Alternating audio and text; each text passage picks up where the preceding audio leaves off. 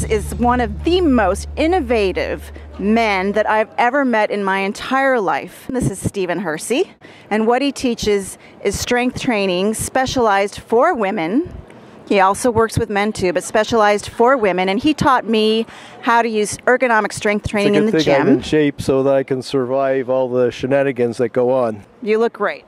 I'm 63 actually. Do you want to do a little pose for us at all? You know? No, not really. You and I both know that women need to strength train in a specialized way that's different from men, and most trainers don't know that.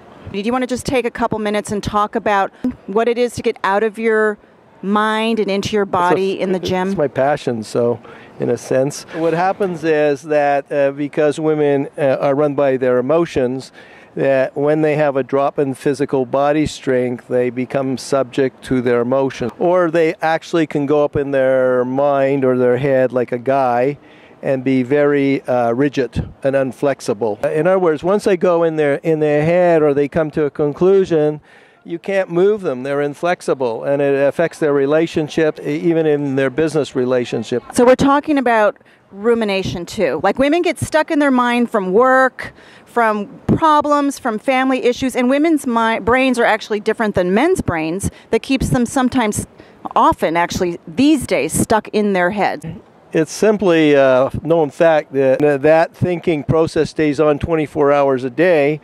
They impede their immune system, and it leads to some serious consequences. Well, it's also about feeling too. I mean, I know that when I worked out in power yoga and with Pilates, that my trainers would push me through my abs. I'd say, you know, I don't feel good, or I don't like this.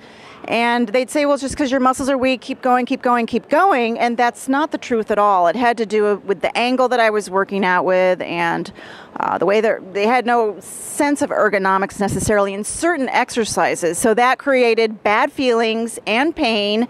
And the method was, well, work through bad feelings and pain rather than to listen to your body. That's a fabulous explanation. So in short, what my system entails is that we teach women, even men, never to really do anything that feels uncomfortable. Related to personal training is all based on performance. Come on, let's work out, and can you do more than you did before? What happens is that the women are usually in a pair of shoes that either pinch their feet or they slip and slide. It's rare that they're going to fit in a piece of equipment, a strength training piece of equipment that they can, work efficiently. What happens is there's a great transition from doing aerobic type of exercise, Pilates and things of that nature, to the benefits of weight training. So if they have pre-existing muscles, or they work at the weights, their muscles will get a little bit more toned, a little more shine, but they are transferring the aerobic activity to the weights. That means they're getting into a piece of equipment, whether it's ergonomic or not, they're exercising with it, but the weight is too low or insufficient to cause any true muscle mass or develop the muscle in a way that they have a better shape.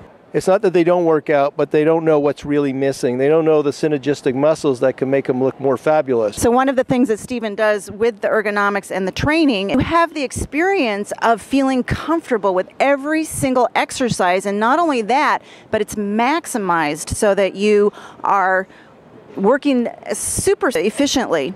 And then, so you're actually gaining tremendous strength with no strain or stress. And that creates new circuitry in the brain, which teaches you to feel your feelings, feel your body, and it actually builds the connection of the right brain, which is what women need to do. Yeah. Exactly. Well, the body requires a certain amount of fuel in it or weights to cause a reaction or a result.